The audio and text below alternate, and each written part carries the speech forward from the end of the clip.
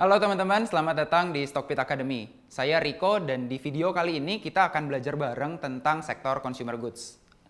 Sektor consumer goods pada dasarnya adalah produk-produk yang kita konsumsi untuk memenuhi kebutuhan harian kita. Mulai dari makanan, minuman, pakaian, personal care, kebersihan rumah, sampai kendaraan.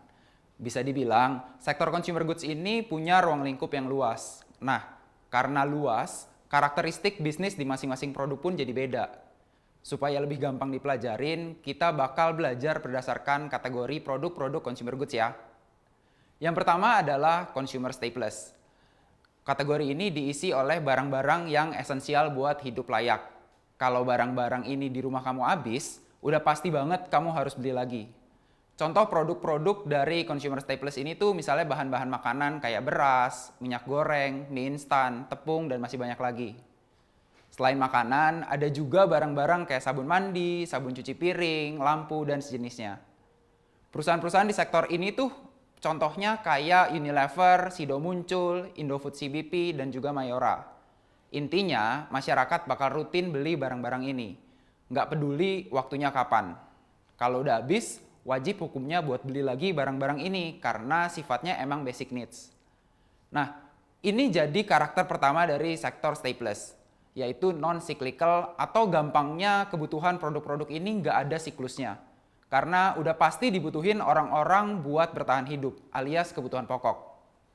Nah, karena ini adalah kebutuhan pokok, pendapatan perusahaan-perusahaan yang jual barang staples biasanya relatif stabil dari waktu ke waktu dibandingkan barang-barang yang bukan kebutuhan pokok, kayak baju atau handphone misalnya.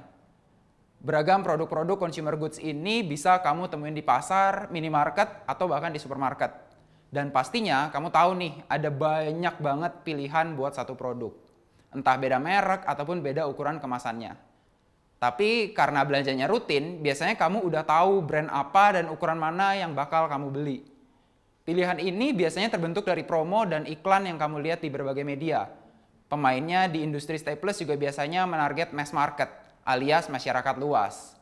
Nah, mayoritas masyarakat ketika ekonomi lagi sulit punya kecenderungan buat beli produk yang lebih murah atau biasa dikenal dengan down trading. Ini artinya ketika ekonomi lagi sulit ataupun kamu lagi bokek, kemungkinan kamu bakal turunin standar kamu dan beli produk yang lebih murah supaya bisa lebih ngirit. Nah, ini jadi karakteristik lainnya dari industri staples. Kecuali brandnya bikin loyal banget.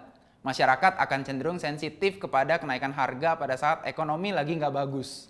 Karena industri ini erat kaitannya sama branding dan price sensitivity, makanya di industri ini ada yang disebut dengan pricing power, di mana perusahaan dengan branding yang lebih kuat biasanya masang harga lebih tinggi dibandingkan dengan kompetitornya.